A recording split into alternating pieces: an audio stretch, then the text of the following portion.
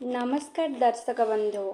एमिति किछि राशि अछंती जेउमानकर उपरे प्रभु बजरंगबाली अधिक कृपा ढाळिबाकु जाउछंती। सेही 8 राशिर भाग्य सुना भଳି चमकी उठिब। जेतेबेले प्रभु प्रसन्न होइथांती सेतेबेले मनुष्य जीवन रे किछि ना किछि परिवर्तन निश्चय आसीथाए।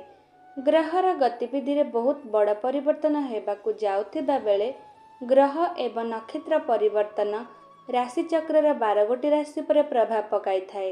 एही महासंजोग घटुथिबारु 8 गोटी राशि उपरे आशीर्वाद करिबाकु जाउछंती प्रभु बजरंगबाली, जहा फଳରେ एही राशि मानक भाग्य सुना भଳି चमकी उठिब। तेबे दर्शक बंधु आसंतु जानिबा प्रभु बजरंगबाली आशीर्वाद रु एही राशि मानक भाग्य रे कौन सब घटिबाकु जाउछि। दर्शक बंधु प्रभु बजरंगबाली कृपारु आपणक आगामी दिन हस खुशी रे कटिब। आपणकर कौनसी समस्या रहिब नाही। आपण काहा कथारे मुंड पुराइबा ठीक नुहे।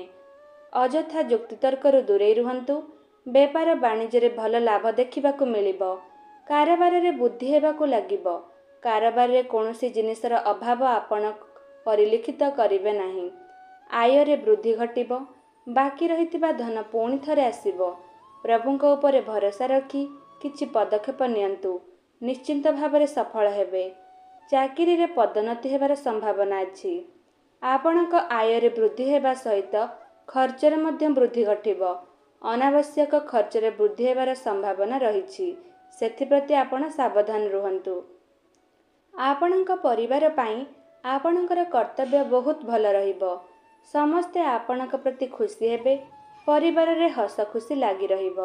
आपण बेसी भाव स्वभावर हुअंतु नाही, काहेकि ना एहा द्वारा आपणक हृदय को आघात लागि पारे। सेथिपई आपण दुखी होई पारंती। तेबे दर्शक बंधु प्रभुंक कृपारु निज सब कार्य सफलता एवं उन्नति हासिल करिवे। आशा करुछि आपण मानक मोर एही भिडियोटी निश्चय पसंद आसीथिबो। पसंद आसीथिले आम चैनल को लाइक शेयर और सब्सक्राइब निश्चय करंतु। धन्यवाद।